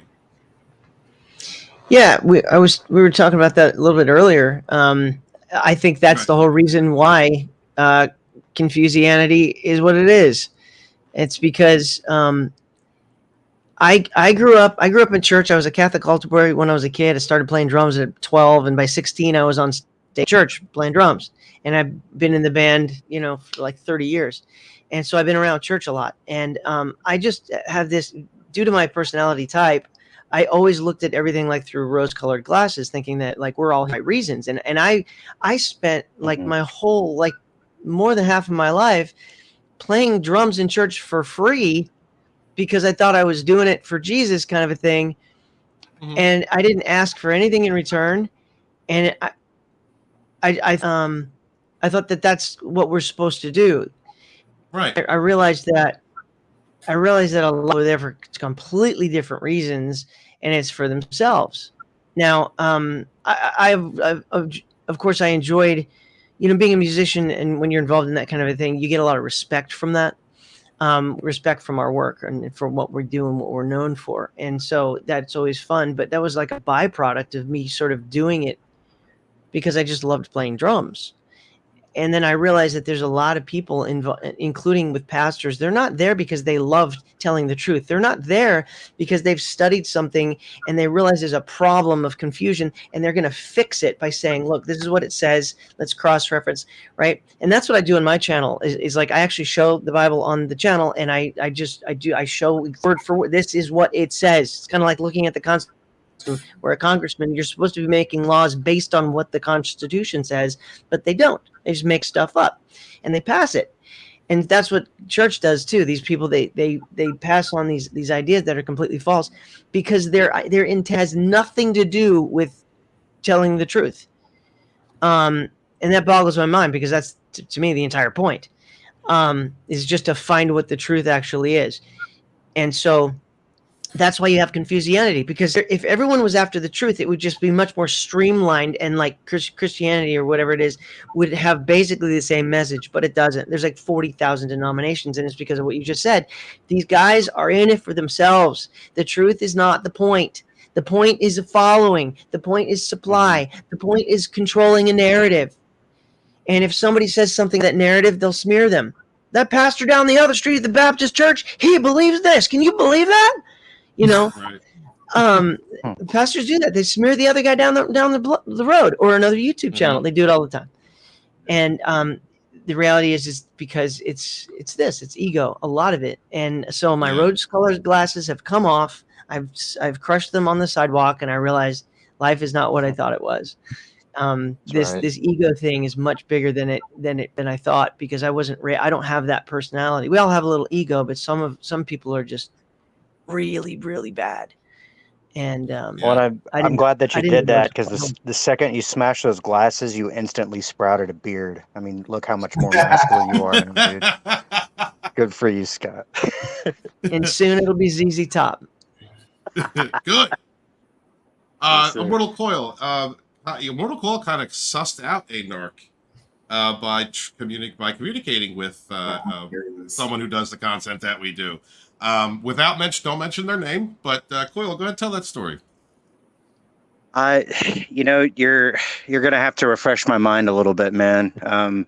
You were speaking with someone about your experiences, and they were all about the money. All about the money. Oh, yeah. Okay. So, without naming names, no. So there was somebody in this realm that I greatly admired. Okay, and I thought I was perceiving some mutual admiration from this person. On a different social media platform, we began to DM with one another, and it was an instance where, number one, I'm not necessarily susceptible to the advances of narcs. I have a slightly suspicious nature when people just out of the blue start to buddy up to me and start to use terms of endearment, like, honey or dear or sugar or love, and you haven't talked to me more than twice, Yeah, so get love bombed. Exactly. Yeah. And it didn't help that this person is extremely physically attractive, and like the voice and the hair and the eyes and the lips, those are all things that, if you're a physically or sensually motivated person, which as most males are, we're very visual creatures. Had you not had like the emotional intelligence and the previous experience, let's say, in this realm, it would be easy to be taken by this person. So I sort of lay it out, because they're like, yeah, so why don't you tell me a little bit about yourself? And like I was asked about my zodiac sign and stuff like that. So I was like, okay, I'm going to be more honest with you than I am with most people. And not because I felt like I was like, oh, I'm finally being understood. I was just going to be like, no, I'm going to lay it all out on the line and see how this person responds to me. So I was like, listen, my name is this. I've experienced this and that. I'm a spiritualist. I'm a metaphysician. I see auras. I feel energy. I've had contacts with spirit and non-human entities since a small child. So I also understand things from a slightly different perspective than probably 90% of the people that you're talking to. And I'm not saying this out of ego. I'm just saying it so that you understand who you're speaking with. So I was like, so what can I do for you? And essentially it was like, that is so interesting. I would love to speak with you more. But typically to do that, I require a donation between $50 to $150. And this is Scott knows about, I don't know if you know about this, Randy, but like I'd been homeless the past 2 months. And this person, like I led with that. I was like, yeah, I'm outdoors right now. I don't have a job and blah, blah, blah. And then she comes back with, well, if you pay me $150, then I can basically help you or coach you or be your, professional best friend or something like that. And I was like, listen, I just told you that I'm homeless and unemployed. I don't feel like you're listening to me very much. So if you will do me a favor, consider the reason behind the reason that you reached out to me. And if it's genuinely for connection and mutual benefit, then feel free to DM me again. And if not, then I wish you well. And apparently wishing well is all she needed, because she is, to this date, not responded. And so, in a way, it's like disappointing. Like I said, I wanted for her to be more evolved than she was, but it was all about the money, dude. Yeah. Something that I was told very early on, I cannot remember who it was. It was a fellow survivor. They had said, watch out for narcs who are hiding in the abuse community, the awareness community, because like they want to, you know, they'll yeah. And I did. I got snagged by one like 2 weeks later. I met up with one. But also, guys, really be aware, be conscientious. This kind of leads to the question I wanted to give to the panel before we move on. You know, when you are, you know, looking for content creators or looking for people to help guide you or whatnot, like seriously, I don't care, anybody, really pay attention to how you're being talked to, communicated with, because Boyle, like without even trying, just sussed out a covert narc working in what we do, and it's a shame to see, but it's narcissism. You know, it's what it is. Cats, Music, and Coffee says, how could one person that's coming out of reactive trauma or abuse validate and or confirm they are not dealing with another narcissist? Randy, could you take that one? How can one person that's coming out of reactive abuse, so you're in reactive abuse, you're coming out of it, so you're okay, or abuse, validate and or confirm they are not dealing? How can you confirm you're not dealing with a narcissist? You know, the first thing I'm going to be doing is just using, obviously, logic to get to the truth. I'm going to use logic and try to understand exactly what has taken place from the very beginning of the time that I met this person. Are they displaying a pattern of lack of accountability, lack of empathy is going to be kind of the number one thing, because without empathy, you're not connecting to anybody on an emotional level. Therefore, you don't even care what's going on, right? So that's going to be the number one thing. Are they displaying a pattern of lack of accountability and lack of empathy, and then just, you know, validating yourself and understanding this is the truth, not confusing and using the emotion in it, but what is just the honest truth? What's happening to you? What is the pattern? What are the tactics? How does it make you feel? And then understanding that basically this is the game that they play. It's all about a reaction from you, good or bad, is providing them with a source of supply of emotional regulation for themselves to help them regulate their emotional equilibrium. So truth, logic, and essentially look for the pattern. What is the pattern of and cycle of lack of accountability and lack of empathy? Thank you. And Cats, if you'd like to, and I would suggest you do, check out Randy's content and book a session with him if you'd like. Very knowledgeable and can help you on your healing journey. Scotty, I was going to jump in and just, but you called on me. Thank you. I was going to kind of ask either one of you, Stephen or Randy, that a good test I heard is to specifically and purposefully disagree with them, as it's just see how they react to being disagreed with. Would you say that that is one way to find that you're not, you know, jumping out of a pan into the fire? Kind of depends on how new the relationship is and how far you are down with them. But yeah, typically if you tell a narcissist no, then and watch them, you're going to get your first sign of narcissistic traits and tendencies. So yeah, basically, right? They don't want to be told no. They have a huge sense of entitlement, which is one of their drivers in their impulsiveness. So yeah, that one of the first ways you can do it is, yeah, tell a narcissist no and watch how they react to that. I mean, I agree with everything Randy said. But if you want to suss out not just narcissism, but any type of toxic behavior, seeing how someone deals with criticism or an opposing viewpoint will tell you a lot about their personality. You know, do they immediately shut you down? Do they get combative? Or do they listen? Do they take in your point of view, wait a moment, and then respond? All of these things can tell you if you're dealing with a toxic personality. Yeah. Well, it's funny to me that they...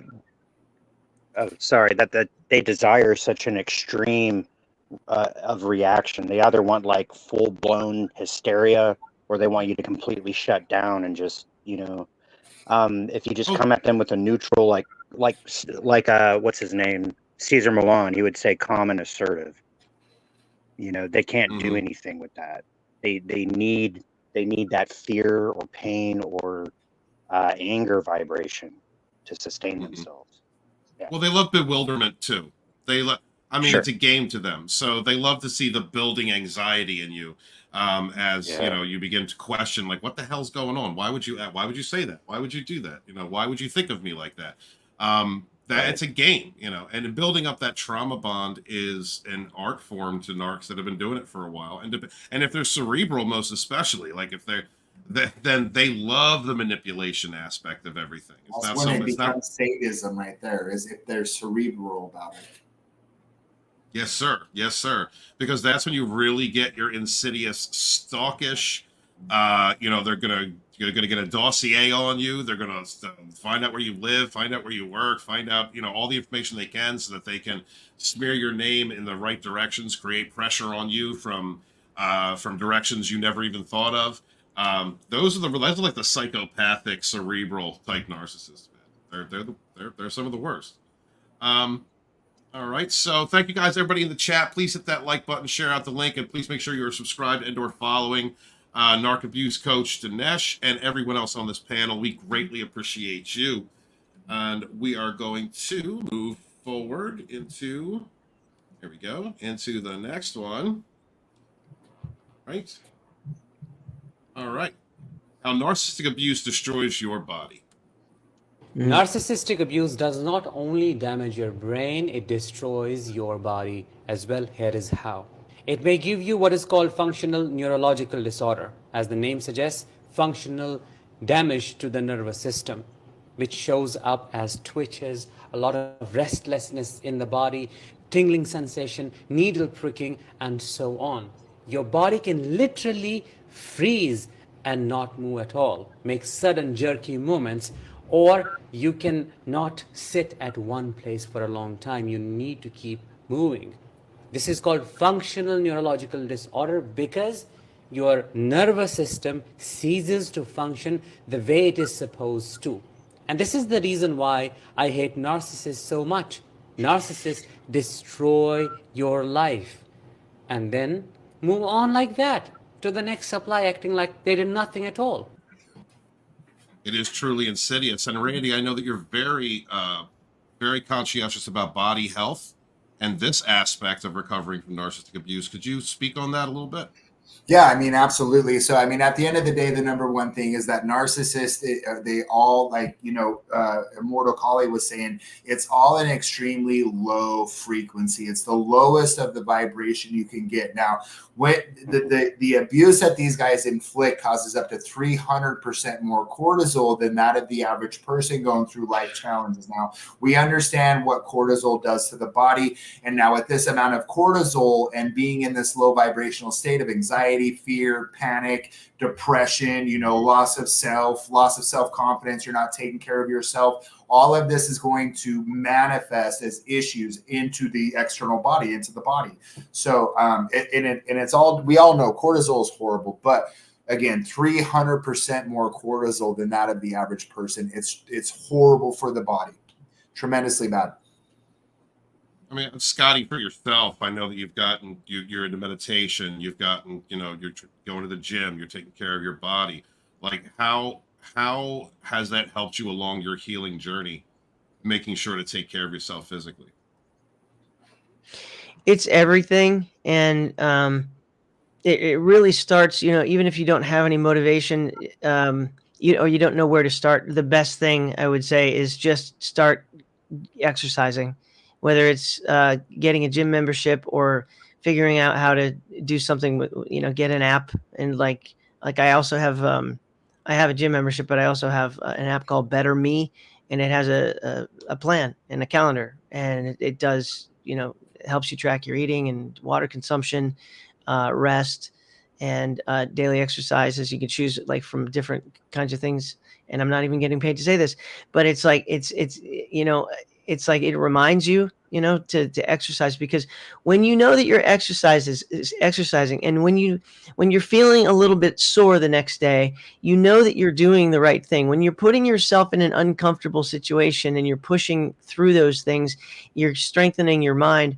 But also, I recognized when I came out of abuse, I've been in a few different, if I go back even 30 years, I recognize that I've come out of some relationships. And the first thing, the first thing I recognized is I started going to the gym and it get, you know, feel better. Because taking care of your body, you will automatically take care of your mind. It's difficult to take care of your mind if you're not taking care of your body. So it's like push yourself first, and then the mind will follow. And that's been my experience anyway. On top of that, I had severe like eczema and like red spots all over my back and my body when I was coming out of a toxic relationship. And once I started to, distant, you can't heal when you're in a toxic environment. So you go no contact and you take care of yourself in certain ways. And all of a sudden I realized that the skin, it's the biggest organ of your body. And I recognized that my skin started to clear up, and it was like, and I thought I was going to have to go to the doctor and take some pills for skin stuff or whatever. And no, it was trauma. It was cortisol, like Randy said. Yeah. And so start with your body. I have a body or a book called The Body Keeps the Score. And it's all about, taking care of your body, and then your mind will follow. All right. Yeah, this is what I want to say on that. I want to say one more thing to everybody watching. Honestly, at the end of the day, the number one thing that every single doctor, therapist, counselor, philanthropist, religion, it's all about taking care of your body. You absolutely cannot love yourself in your entirety if you are not taking care of your body. Working out after narcissistic abuse puts you into the present moment, which reduces the cortisol, right? Reduces the stress. You're building then dopamine. You're building confidence. You're building, you're creating more energy within yourself, better circulation, more longevity. There's too many benefits not to be exercising 45 minutes a day. If you can't get in the gym, go walk for 45 minutes and eat healthy. And you will see drastic changes within 20 days. I promise you. Well said. Well said. Mortal Coil. What is the effect of? Well, what is the effect of all trauma and stress on the body? Sure. And again, I'm coming from the sort of metaphysical realm here, and Stephen, you'll be able to reiterate some of this, but one of the principles of manifestation is it's thought, then word, then deed. But deeper than that, it's the thought becomes the energy, and then the energy coalesces into the physical. And if we turn that into interhuman relations, all those terrible feelings that you're being projected onto and that you're being taught to believe in about yourself, they go into your field and they actually do things. The aura is a real thing. Your spirit sort of rewires itself to whatever frequency that you're asking it to. And then that affects the energetic grid that your cells grow upon. And then, if you're living in a constant state of stress and a parasympathetic nervous response, your organism's gonna grow fucky for that's a college word for it. Yeah, brother. I mean, and you literally become a different physical person. Yeah. That manifestation of how that takes place, from the thought to the feeling to the emotion to then the energy, the frequency, and then the physical realization of that prolonged feeling, thought, so on and so forth. Absolutely. Randy, I recently saw I recently saw an Insta or a TikTok, Randy, of you where you were saying that you are, I put it in my own words, but the way that I got it is that you're like a manifestation master. You're like you said that you've been doing this for a long time and that you are very confident in your ability to manifest. Is that so? We've got a serious manifestor here on the panel. Is that true? So I'm a master visionary, right? And I'm a powerful manifestor in the fact that I learned this philosophy back in 1988. I was 11 years old. My parents had gone through their thing. I was being bounced back and forth. And I found this tape. And at the time, the tape was called like White Magic, but it was talking about just energy, how energy works in manifestation. And so I was like, oh shit, this makes sense. And I had nothing at that point really as a philosophy, being a child of emotional neglect, right? 11 years old, I'm on my own. I'm basically at this point, nobody's showing up for me. I have the house and I'm getting to school, but there's no emotional parent there nurturing me. I'm on my own. So I pick up this tape, and it's everything in my life has been nothing more than a manifestation I held in my head prior to it happening. From the days I was became Tupac in the 90s and went crazy and wanted to be the American Terror, to my mortgage company, to my cleaning service, to right here being a coach is nothing more than a manifestation I had in 2019. I had a vision. I started manifesting it. I knew I could do it. I was like, that's me. I can do that. And then I just started taking those steps to build the vision inside my head and having faith that it was already happening. It's just what it is for me. Incredible. Well, yeah, you create a mental panel. picture and then you step into it. Yeah, I dig that, man.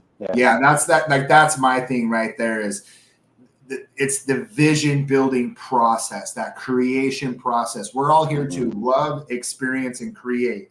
And we create it here first. It's funny because when I coach people, I say, well, what do you want? Well, I don't know what I want. 95% of narcissistic abuse survivors don't know what they want next. And so I'm always talking about, create it, use your imagination and create it, get down to the level of detail. Like when you were a kid, or, I work with a lot of women. So it's like when you were having tea parties with the Queen of England, get down to that level of detail. Because that's what society stripped you of, is your ability to create your future first here.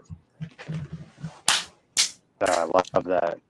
You gotta come on the Randy, Status show sometime, man. I'd really Randy, dig the way you're talking. You just gave Alex an erection. I'm just saying. Manifestation, law of attraction. Yeah, that's my forte. So my whole coaching thing, if you look at how I coach, my style isn't really too much about narcissistic abuse. I help validate them. I ask the questions to get them to unlock and find their own answer. And then it's all just, where do you want to go from here? That's what we're focused on. You want to beat the narc. You want to live your best life. Let's create it. There you go. 2 magical questions. Who am I? Who do I choose to be? Yeah. And then so be it. Yes, sir. Yes, sir. Yes, sir. They're beautiful. Thank you guys so much. Thank you, Iman. Appreciate that. Wisdom being preached here. Thank you. Thank everybody in the chat for showing up. And hit that like button and share out the link if you would. Let's move on to one I think everybody's going to like. This is why empaths are kryptonite for narcissists.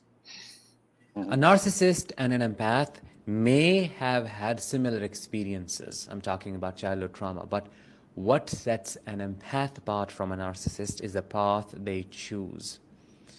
The pain they do not want to inflict on others, while as a narcissist wants to do that because that gives them control. That makes them feel in control of the situation and makes them believe they are the authority.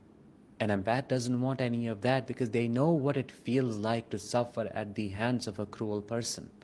They promise to themselves that they are going to be anything or anyone but not that narcissistic individual who caused them pain. How do I know this? Well, that is what I did. People ask me, how did you not become a narcissist when everybody in my family was one?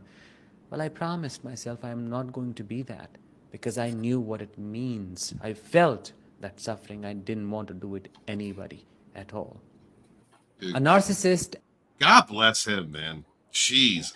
Scott Clark, I know you've talked many times about the empath versus narcissist aspect. Would you like to take the first run on that? Yeah, I like what he said there. But I've thought that it's kind of like there's a spectrum, depending on the trauma that you will either choose one side or the other. You will either try to help people to never go through what you've been through, or you will decide to pass on the pain. And those of us who have been through this panel probably chose, we want to not pass on pain. We don't like that. It makes us feel uncomfortable. We want to help others. But that also put us in the category of sort of the toxic people pleaser as well. Both sides are toxic. They have their own, shortcomings. But I guess it does, and I think it's not really conscious because I don't remember making a conscious decision to be a people pleaser. I just sort of naturally just didn't like pain or people putting people. But I don't think it's that easy. I don't think we consciously ask to be a people pleaser. What I kind of think is very similar, Scott. I think that narcissists, when this childhood trauma is happening, narcissists tend to just subconsciously and then consciously they blame the exterior, right? It's the world's fault. Everybody out there, you know, I'm never going to allow this to happen again. It's everybody else's fault. How could they do this to me? I'm better than everybody. So they start taking it out on the world. People like us, we end up going internal. Well, why are they treating me like this? Like, what's wrong with me? And so this reconditions a behavior that then starts to become the need to get people to accept us because of the internal conflict of thinking it's us and we're the reason why they're treating us this way, when in all actuality that's them, right? It's their reality, and it's a perception of how they are, not of us, but we end up taking it internally thinking that there's something inherently wrong with us. So this leads into the first steps of becoming that people pleaser and reliving that experience. Because if the next, because you think that's a lot of years of conditioning, because all of this is from the parents. At the end of the day, it's all the parents, right? So that's a lot of conditioning, trying to fight for that parent's love and having an internal dialogue that it's our fault. Must be something wrong with us. So it's a decision. It's a decision and a perception of how they want to deal with that childhood trauma. We tend to go inward, they go outward. Mm-hmm. Yep. Well said. Well said. Hoyle, you dealt with childhood trauma yourself, and yes. So what do you think of the empath narcissist dynamic? Okay, well, and I'm gonna kind of go out on the savage limb here, and this is just my perspective. I'm not saying anybody has to believe it. This is just what I've found to be true. But your ranking in a family position is something that you and your family decided before any of you guys were born.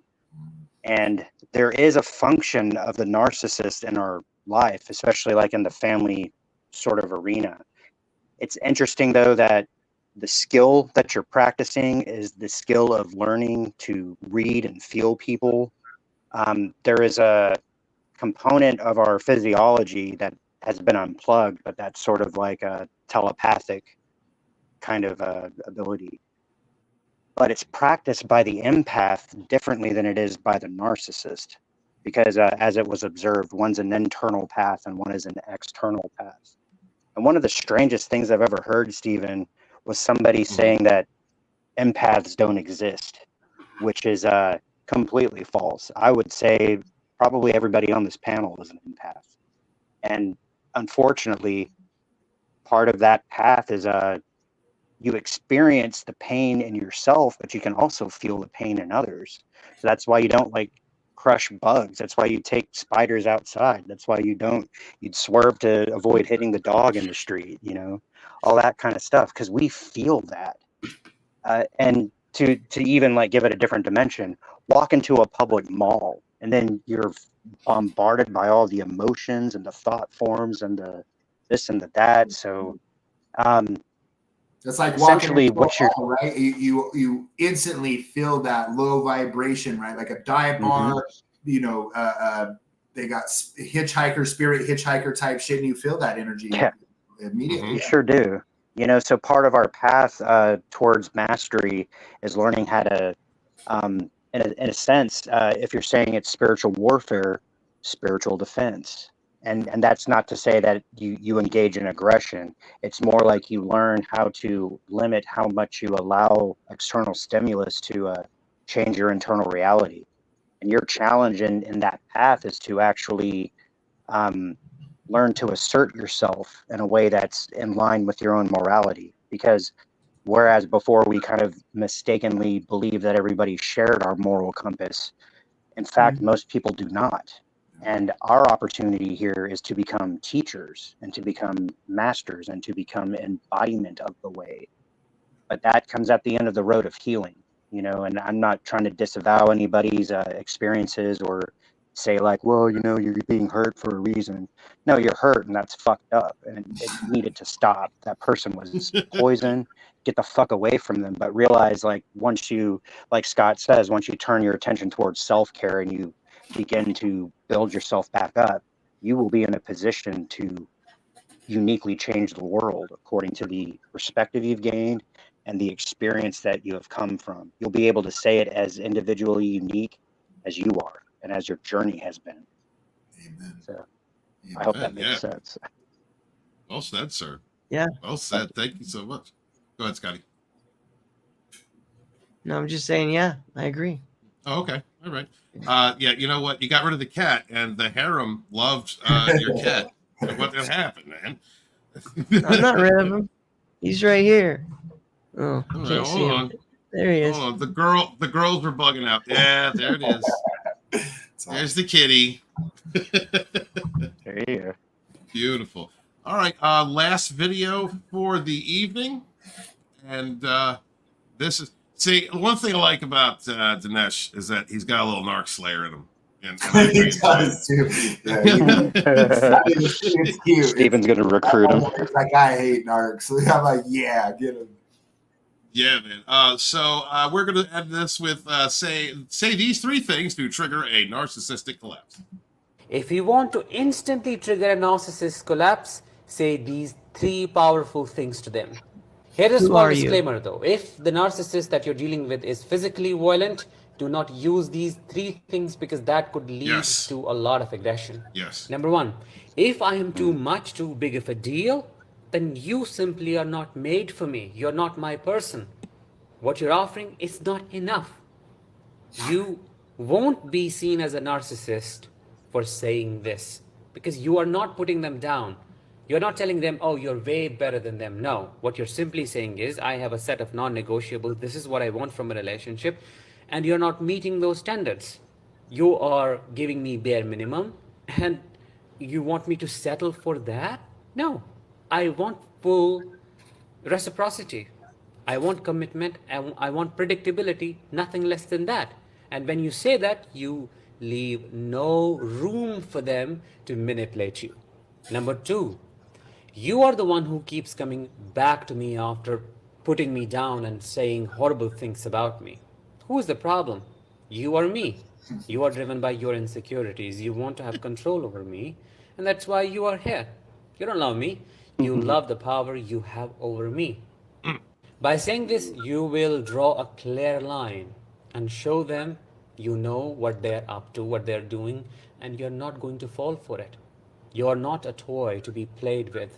You are not an object to be thrown around, and you do not like that kind of unpredictability, that back and forth. You want consistency, and that's something they can't offer. Number 3 and the last one. No, I'm not too demanding. It's just that I'm losing interest in you as I'm getting to know you as a person. It's a way of telling them that I see through you. I am seeing through the cracks. Your real self keeps popping up and I'm connecting the dots.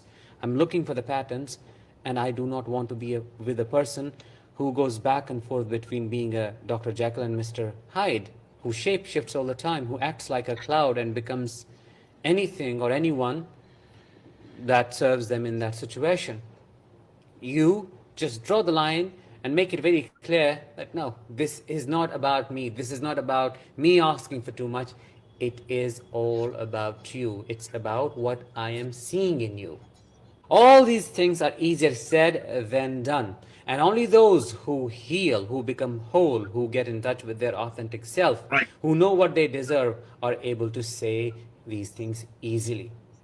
If you're struggling with your self-esteem, self-confidence, and you do not know what you deserve, and it's hard for you to believe that you deserve consistency, you deserve love, you deserve a lot from the other person, then there is trauma to be resolved.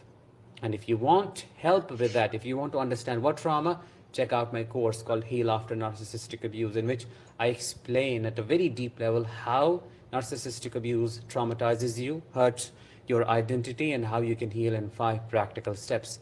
Link is in my bio. Get instant access right now. If you want to instant...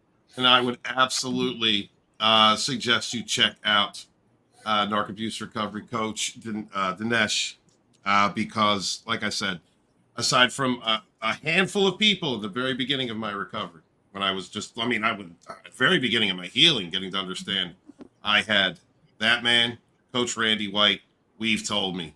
And those are the 3 that I was getting my information from in the beginning. And I expanded out into many other different coaches, but for me, he's one of the best. He's absolutely one of the best and knows what he's talking about, cares about you, and really does want you to protect yourself to heal.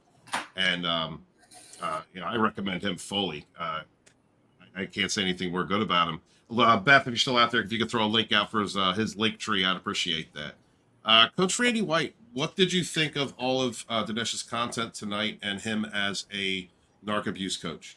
I love his content. I love him as a coach. I think he's extremely knowledgeable. He's great to listen to. He breaks it down really well. He also has a lot of fun with it. He genuinely cares about the survivors of narcissistic abuse. It's deeply rooted in, his childhood. And you can tell that he's on his purpose. He's definitely living his purpose. He does an amazing job. I myself have followed him since, the beginning of my early awakening to what was going on, even before I started coaching or even before I started making content. Well, there was only a couple of weeks. When I woke up, I was just like right at it immediately. Back in the early days, I would be crying in a video. I hate those narcissists. I'm right. They're in my members section. I understand. Yeah, I was like, but Danish, he's saved me. I love his content. I think he's amazing. He has fun with it. You can see the passion. I nothing but great words for him. He's helped me tremendously. Beautiful. Scott Clark, what do you think of Dinesh? I've also been a follower for the last 2 years. Obviously, you saw it a year ago when the Black Eyes video popped out. I just left a comment there, and great to see that it's #1. It's just going to sit at the top. Nobody's going to beat me on that one. And yeah, he did a great job. It was just amazing. Like, that video really impacted me a lot, because I felt like, I remember the first time I explained to somebody my experience with sleep paralysis. I thought they were going to think easy, that I felt like, something jumped on me in my bed and like tased me, and I was fully awake, but impossible to move. And I was in this insane amount of fear for just like 20 seconds. And I felt like I'll never be able to study about this experience, that I think I was talking to a demon at one point there.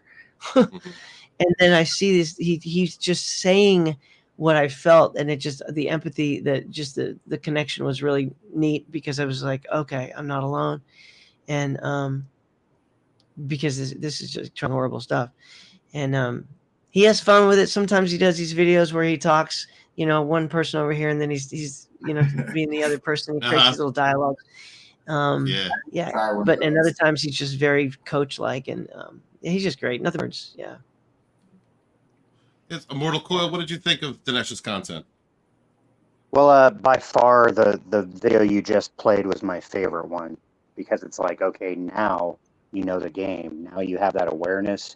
Here's what you do. And there was something almost red pill about the way that he formulated those questions, because it's again, it's reaffirming a boundary. It's, you recognize your value and your worth. So it's like, hey, maybe you're not made for me. And they're like, oh, you keep coming back to me. Why? And Right. yeah. And then it's like, listen, I'm losing interest in you because I see you running around and doing stuff. And to your credit, Stephen, I knew you when you were in the midst of your abuse. And I knew you when you were capable of saying those statements to the person who was trying to chew on your chi, man. And it's powerful. Once you realize that you're in that position, then everything starts to change. And I would think, especially for the audience, especially for the people who are actively involved in a scenario with somebody like that, starting to think along those lines might help to galvanize where you should be in relation to them. So aside from that, I find him very personable. He has a very calm and centered emotional delivery. He's not too hyper. He's not lethargic. He doesn't seem like he's trying to sell you a used car. He's just kind of like, hey, here's where it came from. Here's what it's about. And here's what to do if it's happening to you. So cool stuff, man. Good thing you found him. Yeah, man. Beautiful person. And like I said, one of the first that I followed. And especially when you need it, guys, when you don't know what's happening and you're looking for information as to what you're going through, It's people like Dinesh. It's people who make this type of content that just make you feel like, first off, you're not alone and you're not crazy. You know, narcissists make you feel like you're alone. They make you feel like you're nuts. You know, you don't understand. You've never dealt with this personality type before, and their entire game is about confusing you. I mean, literally abusing you until they create brain damage, until you have this fog in your head where you don't even know what reality is. The function of a narcissist is, in my opinion, to pass on pain. They decided not to deal with their trauma, and instead of internalizing it, they put it externally. They create the narcissistic shell to absorb others, create a false front. And in order to sustain that shell, they use the energy, emotion, and attention of other people. And it's all destructive. Because of their grandiosity, they are never wrong. They are the center of the universe. And you, my friends, are an it or a thing, an object. And it is a nefarious cycle of abuse on a whole entirely different level. You're not just dealing with with what you would call a normal toxicity or people with unresolved issues or anger issues. You're not dealing with that. You're dealing with a person who is, by their very design, by their choice to design, manipulating and using other people so that they have a sense of control because they have none inside themselves. And it is having awareness content creators who save a lot of lives. And I don't care how you do it. I don't care if you're just out there talking about your story. I don't care if you're, however it is you present that information, if you're being very technical about it. We're going to be covering some more very technical creators coming up in the future. Or if you are like very emotionally inspired, as I am, a little hyperbolic, because in my opinion, sometimes you need that. You need a kick in the ass. You need that swift shock to your system because you've been so you've been so conditioned by that person. And there's different stages for different people and different types for everyone. Whatever it is that you need, seek it out, find it, because we're all on the same team. We're all doing the same thing. We want you to feel better. We went through something ourselves. We know what it's like to feel alone, isolated, and destroyed, smear campaigned. We know what it's like to have those sleepless nights. We know what it's like to develop conditions out of nowhere. And basically, if you stay in it long enough to not want to even live. And we do not want any of you to get to that point. And I want to thank every single person in this chat again for being a part of the Dragonstorm community, for supporting these creators, sharing out links to all of their channels, liking, commenting, and being there, most especially for the other survivors and thrivers that are in the chats or in the comment sections of these videos.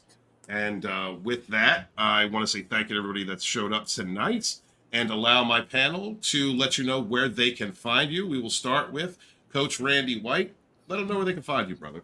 What's up, guys? Coach Randy White, YouTube, Instagram, TikTok. It's all the same. Coach Randy White. Come check it out. All right. Thank you very much. Next up is the sexy Scott Clark and his pussycat. Yeah, I was just going to say, I put up some on Get Out, Stay Out, No Contact, the GOSONC channel. Beth, I think she's been putting that in there. I released my song. I finished it up. It's called Energy Vampires. And I made a lyric video, which you can find on that channel, as well as some new shorts as well. So I'll try to find the link and I'll pop it in there. And that's where you can find me. Great to be here. Appreciate it. No problem. Thank you so much for being here too, sir. And last but not least, the hot, the sexy, terrestrial poon just doesn't shake his room. He's got a peen so lean they come from Alpha 16, Immortal Coil. What's happening, my savage friends? You are listening to Immortal Coil. You can find me over on my channel. We do live streams every Saturday/Sunday night, late into the night. It's kind of like a Art Bell thing. It's kind of like a Jedi Council kind of thing, but it's a panel of experiencers, direct experiencers of metaphysical phenomena. So we're able to talk about it as a extension of our experience and not just as an abstract spooky story. It's not unsolved mysteries. It's actual reality. I am currently working on getting monetized. I have technically enough subs as far as YouTube is concerned. I could always use some more subs, but I still need about like 450 hours of watch time before they'd enroll me for consideration. So if you guys will go and check it out, I got a playlist called Modern Savage Spirituality ever since Steven has been my co-host. Full of like 22, 23 videos now. Even if you don't want to listen to it, just throw it in an open tab and hit mute and just let it run. Just help me get to the next step. Because, you know, obviously if you're enjoying this program, unique voice, unique take, unique energy, and I want to bring you more. So come and help me out. We'll help you out. Thank you. All right. Thank you very much, guys. And again, thank you to everybody in the chat. You guys make this channel what it is. We had the highest viewership I think we had tonight since in every show that we've done on Sundays. So thank you guys putting out the word, for showing up, for being a friend of the channel, being a friend to each other. I greatly love and appreciate each and every one of you. I am Lodonis, Ravenwolf, Dragonstorm, you seer and sage. Hail to my fellow survivors and thrivers from narcissistic abuse. Please remember to wash your hands, wash your ass. Be good to each other, yet suffer no fools. Peace. This is where we hold them. This is where we fight. This is where they die. And these shields, boys, give them nothing, but take from them everything. See, old friend, I brought more soldiers than you.